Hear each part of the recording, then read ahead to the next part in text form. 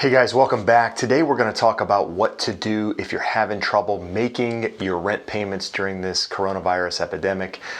There's some things in place that have come out since this whole thing has started, and we're going to talk about those today, as well as best practices, kind of what to do if you're in that position to put yourself in the best position moving forward. So I appreciate you taking the time to watch. If you're new to my channel, I'm Jeb Smith with Coldwell Banker Realty here in Southern California. And if you like videos on real estate, on buying, on selling, just on what's going on in the real estate world, do me a favor, subscribe to the channel. Not only does it pop up in your feed so that you can see more videos like this, it also lets other people out there see the content, which is ultimately my goal, to try to help educate buyers and sellers and people that in this time are in distress and need direction, if you will. So anyway, I appreciate you taking the time to watch, and let's get into it. So there's a lot of people out there at the moment that have a lot of uncertainty in their life, whether it's through job, through finances, through just whatever. There's a lot of unknowns, and a lot of unknowns to come, just because this is new for a lot of us. A lot of us have never experienced anything like this before, and so my goal here is to try to help us navigate a little bit and kind of help guide you in the right direction through this process. So, I did a video a couple of days ago with regards to, the mortgage side of things. So if you actually own a home, if you're currently in a position where you're having a difficult time making your mortgage payment going forward, what you should do. Well, this is a little bit different, because in this case, you don't own the home, right? You're just paying rent per month, and, things are different in the sense that, if you own, say, a house and there's a mortgage company and they're willing to defer your payments for, say, 3 months or 6 months or for a year, because we don't really know what's going to happen. This information is changing daily, hourly, and so when I put this information out there, it could already be different by the time that you see it, but I will continue to update the information as it's out there. But make sure you're not just taking my word for this stuff, that you're actually looking it up. And if you have questions, reach out to me, because I'm staying abreast of what's going on, and I'll help guide you through that. But the reason I'm bringing this up is because if you're on the mortgage side of things and somebody delays your payment for 30, 60, 90 days, and they allow you to re-amortize the loan, then at the end of the loan, you're just basically adding a year or 3 months or what have you to the loan, and you can make the payments at that time. Well, if, for example, you rent a property and hypothetically you're able to defer your lease payments for whatever reason based on what's been put in place out there, which nothing has been put in place at the moment, but say it has been, there is no way to extend your lease. I mean, those are payments that you're going to have to make up, right? So you can't just not make a payment and then think it goes away.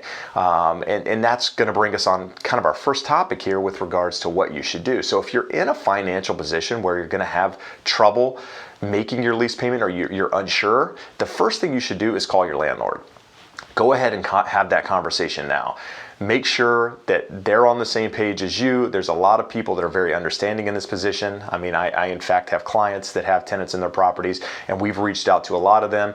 And there are some people that have already reached out to us and said we're going to have a difficult time. Those landlords are working with those people, so make sure you're reaching out. Don't be afraid to have that conversation, because at the end of the day, that conversation is really going to be the catalyst to what happens, down the road. Now, there are some cities like Los Angeles County, or counties rather, like Los Angeles County, San Francisco, where the mayors of those cities has basically put a halt on evictions, so that they're not allowing any evictions to take place during this time. So if you are in a position where you're going to get evicted, say you miss your payment, the landlord can't evict you as of right now. I think it's put in place for at least the next 30 days, and it could be extended depending on what happens going forward. So not every city has these in place, and as more information comes out on this, as more people get involved, this is probably going to extend to other areas. The time frame is probably going to be pushed out a little bit,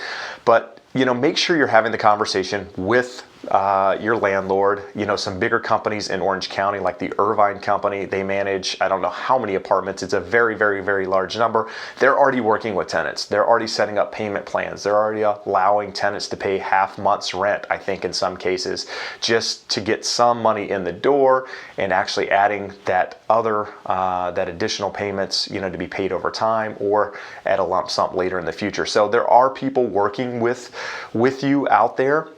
So make sure you're having those conversations now versus when you're in a position and you haven't made your payment for 30 or 60 days. Because if you go on through the process and it's no different than a mortgage, if you're not having the conversations up front and you're avoiding the calls and you're avoiding making the payments, it's not going to be a good situation, right? It's going to turn into something way bigger than it would be if you just handled it up front. So make sure you're having those conversations in the first place. I know I keep saying that, but it's very, very important that you're having those conversations up front.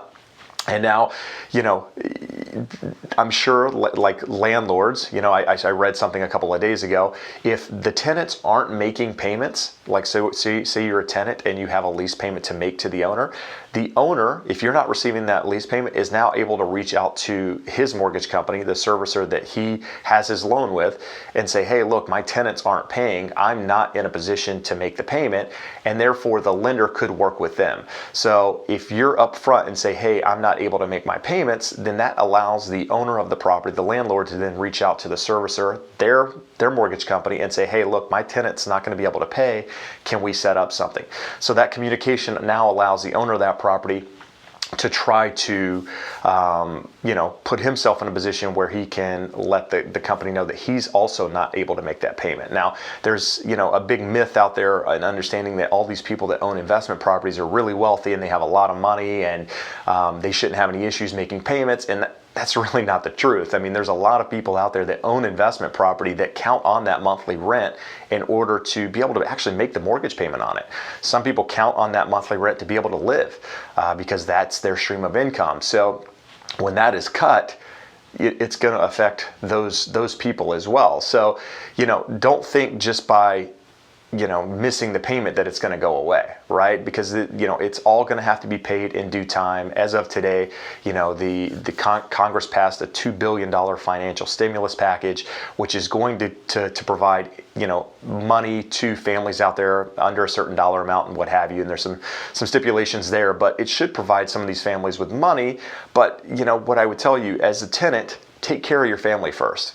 Take care of your needs first, your food first, but also remember shelter is very, very important in this equation, right? I mean, family, shelter, food, three most important things. So if you're able to take care of your family, you're able to take care of food, and you have money to pay for your shelter, you should do it, because at some point it's going to be due. It's not going to go away.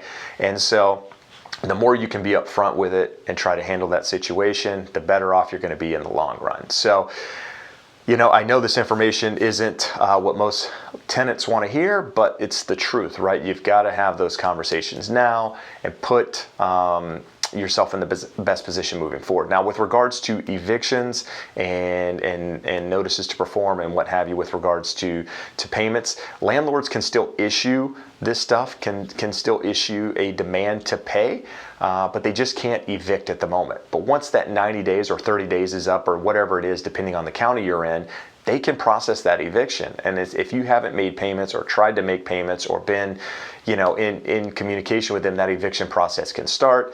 And it could be a short period before you're asked to leave the property. So it's important that you're having those conversations up front, so that you're not putting yourself in that position. So I know I repeated myself a lot in that video, and the primary point here was to make sure you're having those conversations. If you're going to have difficulty paying, just explain your situation. Again, a lot of people are in that position, and it's putting your best foot forward. There's nothing they can do at the moment to get you out of the property, so you're going to be safe in the property.